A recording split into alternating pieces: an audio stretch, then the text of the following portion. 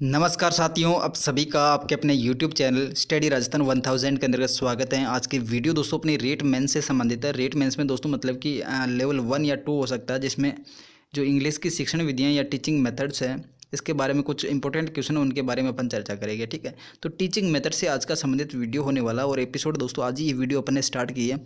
अगर दोस्तों आप ज़्यादा इंग्लिश में टैलेंटेड है तो इस वीडियो को मत देखना, पहले ही छोड़ देना। ठीक है, तो वीडियो स्टार्ट करते हैं और देखते हैं कि दोस्तों आज का सबसे पहला क्वेश्चन कौन सा है। तो आज का सबसे पहला क्वेश्चन है दोस्तों, विच of the following is also cold classical methods क्या। तो यहाँ पे इनमें से ऐसी कौन सी विधि है जिसको मतलब कि क्लासिकल मेथड्स के नाम से जानते हैं। ठीक है, तो यहाँ पे कौन सी एक क्लासिकल मेथड्स का फॉलो करती है। तो यहाँ पे अपना राइट आंसर क्या हो जाएगा, ग्रामर ट्रांसलेशन जो मेथड्स है ये एक मतलब कि किसका फॉलो करती है, तो क्लासिकल मेथड्स का फॉलो करती है। ठीक है, अगला क्वेश्चन देखिए, which of the following was invented by C J Dodson. तो यहाँ पे इनमें से ऐसी कौन सी विधि है जो कि सीजे डॉटसन के द्वारा इन्वेंटेड की गई या फिर खोज की गई। ठीक है, तो यहाँ पे सीजे डॉटसन के द्वारा कौन सी विधि की खोज की गई, तो इसका अपना राइट आंसर क्या हो जाएगा, बाइलिंगुअल जो मेथड है, बाइलिंगुअल मेथड जो कि सीजे डॉटसन के द्वारा मतलब कि इन्वेंटेड की गई या फिर खोज की गई दोस्तों। ठीक है, अगला क्वेश्चन देखिए, mother tongue is not used. तो यहाँ पे जो मातृभाषा दोस्तों कौन सी टीचिंग मेथड उसके अंदर यूज नहीं किया गया है, तो मदर भाषा की बात की जा रही है। ठीक है, मदर टंग की बात की जा रही है, यहाँ पे किसके अंतर्गत यूज नहीं किया गया। ठीक है, तो ग्रामर जो ट्रांसलेशन मेथड इसके अंतर्गत सबसे ज़्यादा जो मातृभाषा का यूज किया जाता है ग्रामर ट्रांसलेशन मेथड के अंतर्गत किया जाता है। ठीक है, और बाइलिंगुअल जो मेथड्स है इसके अंतर्गत भी मतलब कि जो इनिशियल स्टेट होती है यहाँ पे मतलब इनिशियल जो स्टेज होती है वहाँ पे मतलब कि मदर टंग का यूज किया जाता है। ठीक है, बाकी डॉक्टर वेस्ट जो न्यू मेथड्स है इसके अंतर्गत भी थोड़ा बहुत मदर टंग का यूज किया जाता है। बाकी जो डायरेक्ट मेथड इसके अंतर्गत बिल्कुल भी मतलब कि मदर टंग का यूज नहीं किया जाता। ठीक है, मदर टंग को बिल्कुल यहाँ पे फॉरवर्ड किया गया है। अगला क्वेश्चन देखिए, which of the following is also called army methods या न्यू की मेथड्स। तो इनमें से ऐसी कौन सी मेथड्स है जिसको अपन आर्मी मेथड्स या फिर न्यू की मेथड्स के नाम से जानते हैं। तो यहाँ पे दोस्तों कौन सी विधि हो जाएगी या फिर मेथड्स हो जाएगी जिसको आर्मी मेथड्स या न्यू की मेथड्स के नाम से जानते हैं। ठीक है, तो इसका अपना राइट आंसर क्या हो जाएगा, जो ऑडियो लिंगुअल मेथड है दोस्तों ये मतलब कि आर्मी मेथड्स या न्यू की मेथड्स के नाम से जाना जाता है। ठीक है, ऑडियो लिंगुअल मेथड। अगला क्वेश्चन देखिए,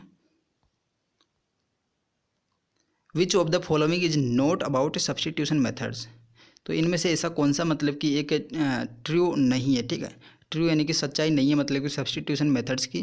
तो यहाँ पे अपना राइट आंसर क्या हो जाएगा, एक बार देखते हैं सारे के सारे जो सेंटेंस हैं इनको पढ़ते हैं। तो ये मॉडल सेंटेंस को कंटेनिंग और ए वर्ड और item which want to teach a taken. तो यहाँ पे मतलब कि जो ये सब्सटीट्यूशन जो मेथड होती है इसके अंतर्गत एक मॉडल सेंटेंस लिया जाता है जो भी अपन मतलब कि बच्चों को पढ़ाना चाहते हैं और वांट टू टीच या टेक एक्शन। ठीक है, तो यहाँ पे मतलब कि वो सेंटेंस ले सकते हैं यानी कि मॉडल सेंटेंस ले सकते हैं सब्सटीट्यूशन मेथड के अंतर्गत। तो पहला ऑप्शन अपना सही है, एक्सेप्ट द मतलब कि बेस वर्ड और ऑफ द मतलब कि मॉडल सेंटेंस और अदर वर्ड्स में be substitute with any other word. तो ये ऑप्शन भी अपना सही हो जाएगा। ठीक है, इसके अंतर्गत मतलब कि जो अपन एक जो वर्ड है उसके माध्यम से और भी मैनी मतलब कि मैनी बहुत सारे मतलब कि वर्ड सिखा सकते हैं। ठीक है, सब्सटीट्यूशन मेथड के द्वारा। तो ये ऑप्शन भी अपना सही हो जाएगा। बाकी जो तीसरा ऑप्शन है, तीसरा मतलब कि ग्रामर इज टॉट इंडिक्टिवली।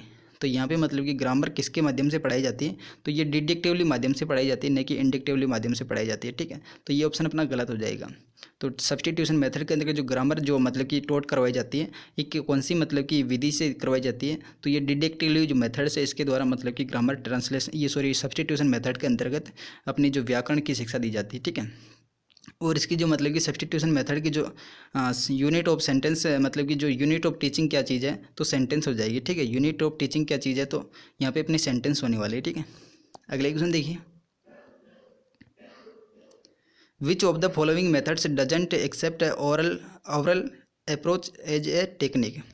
तो यहाँ पे इनमें से एक कौन सी मेथड जो कि मतलब कि डज नॉट एक्सेप्टेड यानी कि मतलब कि ओरल और ओरल जो अप्रोच है इसका मतलब कि एक तकनीकी के रूप में स्वीकार नहीं करती है। ठीक है, तो यहाँ पे कौन सा अपना राइट आंसर हो जाएगा, तो ओरल और ओरल के रूप में कौन स्वीकार नहीं करता। तो यहाँ पे मतलब कि ओरल का मतलब होता है मौखिक रूप से। ठीक है, और ओरल का मतलब होता है यानी कि सुनने से संबंधित है। ठीक है, ओरल तो हो जाएगा सुनने से संबंधित, ओरल हो जाएगा बोलने से संबंधित। ठीक है, तो यहाँ पे मतलब कि सुनने और बोलने पर ध्यान कौन सी विधि ने नहीं दिया है, कौन से मेथड ने नहीं दिया, तो ग्रामर जो ट्रांसलेशन मेथड इसके अंतर्गत मतलब कि ये ध्यान नहीं दिया गया। ठीक है, ग्रामर ट्रांसलेशन मेथड के अंतर्गत ये ध्यान नहीं दिया गया। बाकी जो डायरेक्ट मेथड है, डायरेक्ट मेथड के अंतर्गत ओरल और ऑरल के जो मेथड्स है इसके ऊपर ध्यान दिया गया है, यानी कि अप्रोच पे ध्यान दिया गया है। और सब्स्टिट्यूशन जो मेथड्स इसके अंदर भी मतलब कि स्पीकिंग और लिसनिंग के ऊपर ध्यान दिया गया है। और जो बाइलिंगुअल मेथड है इसके अंतर्गत भी स्पीकिंग और जो मतलब कि रीडिंग है इसके ऊपर ध्यान दिया गया। ठीक है, तो यहाँ पे अपना राइट आंसर क्या हो जाएगा, ग्रामर ट्रांसलेशन मेथड है जिसके अंतर्गत मतलब कि केवल रीडिंग और राइटिंग के ऊपर ध्यान दिया गया। ठीक है, रीडिंग और राइटिंग के ऊपर। अगला क्वेश्चन देखिए,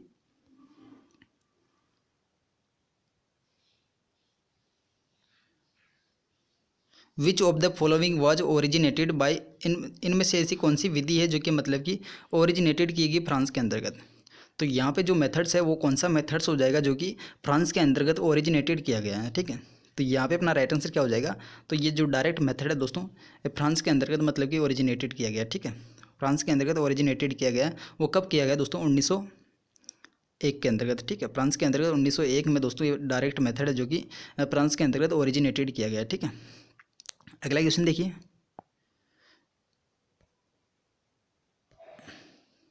which of the following use mother tongue only A initial stage of the lesson.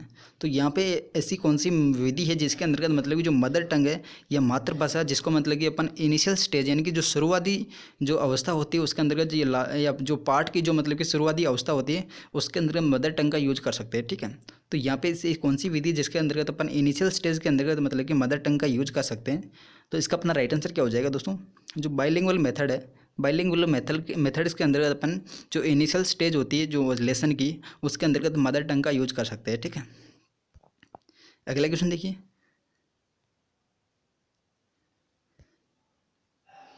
This methods is also known as classical methods.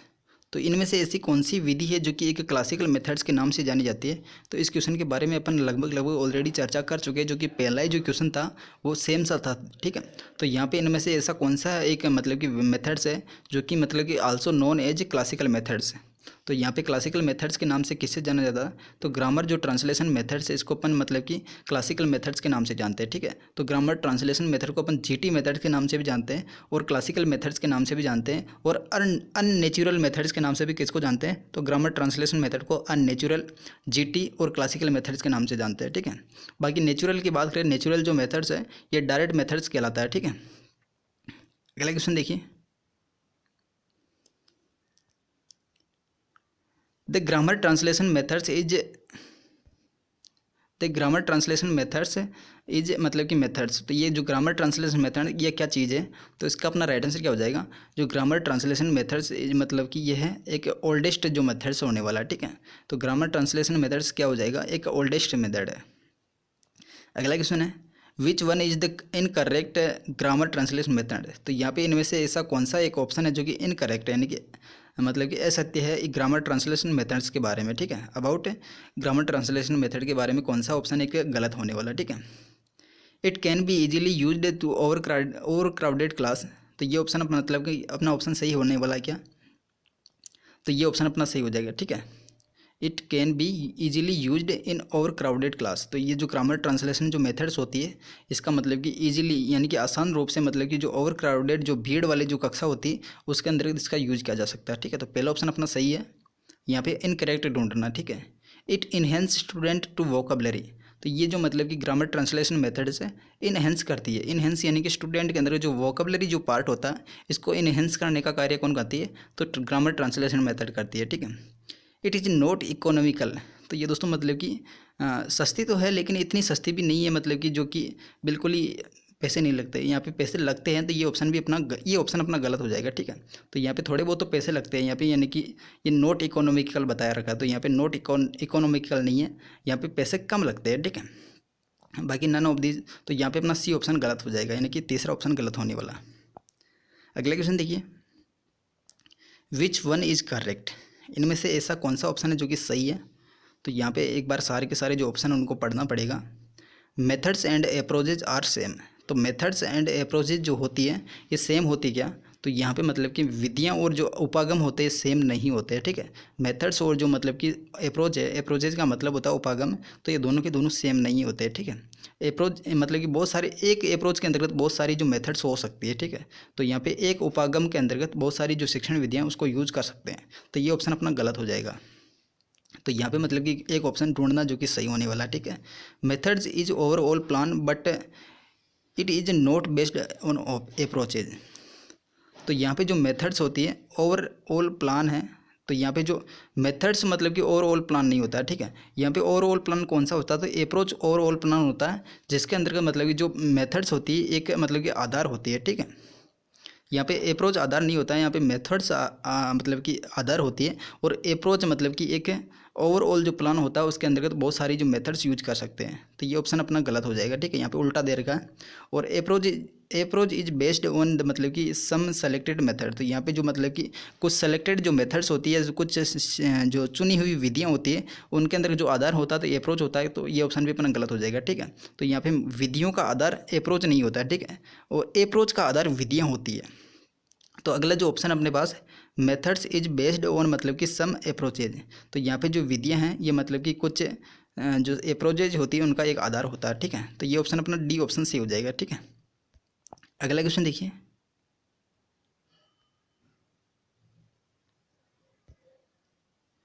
The teaching methods और अप्रोचेज शुड बी फ्लेक्सिबल। तो यहाँ पे मतलब जो टीचिंग मेथड्स होती है, शिक्षण विधियाँ होती है, और अप्रोचेज शुड बी फ्लेक्सिबल, यानी कि जो लचीलापन हो सकता है, ठीक है। तो यहाँ पे शिक्षण विधियाँ और अप्रोचेज के अंतर्गत लचीलापन होता है, तो किसके आधार पर मतलब कि लचीलापन होता है, ठीक है। तो यहाँ पे अपना राइट आंसर क्या हो जाएगा, किसके आधार पर होता है, तो जो मतलब कि स्टूडेंट की जो एज होती है, एज के अनुसार मतलब कि जो टीचिंग मेथड्स होती है या फिर अप्रोचेज होते हैं उनके अंदर फ्लेक्सिबल पाया जाता है, ठीक है। फ्लेक्सिबल मतलब कि जो टीचिंग मेथड्स है या फिर अप्रोचेज है उनके अंदर जो फ्लेक्सिबल पाया जाता है वो एज वाइज पाया जाता है, ठीक है। अगला क्वेश्चन देखिए, the grammar translation methods the basic unit of teaching a language practice. तो यहाँ पे ग्रामर ट्रांसलेशन जो मेथड्स होती है इसके अंदर जो यूनिट ऑफ टीचिंग क्या होती है ग्रामर ट्रांसलेशन मेथड्स की, तो यहाँ पे अपना राइट आंसर क्या हो जाएगा, ग्रामर ट्रांसलेशन जो मेथड्स है इसकी यूनिट ऑफ टीचिंग की बात की जा रही है, ठीक है। यूनिट ऑफ टीचिंग क्या हो जाएगी, तो एक वर्ड होती है, ठीक है, एक वर्ड जो कि यूनिट ऑफ टीचिंग कहलाती है ग्रामर ट्रांसलेशन मेथड की।